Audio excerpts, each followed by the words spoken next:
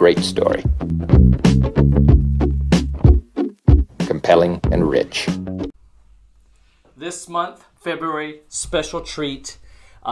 We're pulling back the curtain. You can peer into the dark, dank hallway that is the recesses of the Diojo Way, becoming an intentional restorer as it relates to the format for successful fire damage restoration estimates. The Intentional Restorer, February 2021, coming out in Restoration and Remediation Magazine, second Friday of the month.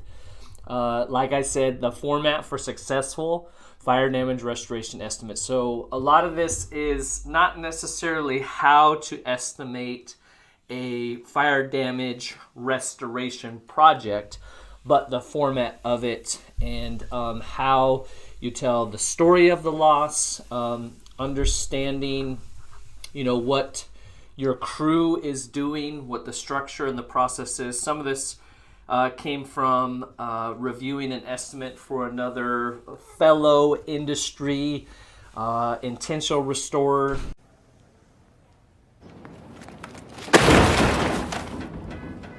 But there's some critical sequencing things that go into a fire damage restoration estimate, as most of you know.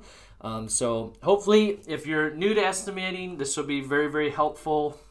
If you've been estimating for a while but haven't done as many fire damages, again, this should be very helpful to shorten your dang learning curve to becoming an intentional restorer. Lots of input from articles that like Restoration Industry Association has put out. Cliff Zlotnick had some really good conversations about this on IAQ Radio. What else we got? There's an article from Restoration and Remediation Magazine talking about ozone versus hydroxyl.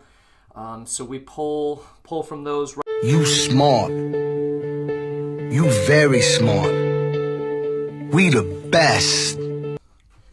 It'll help. This is going to help. The keys in everything that we do, the Diojo way, the way of the intentional restorer, do it right, do it efficiently, do it excellently, and hopefully this will help you along that journey as it relates to estimating fire damage restoration and insurance claims. Check it out. The Intentional Restorer, February 2021, Restoration and Remediation Magazine. You heard it here.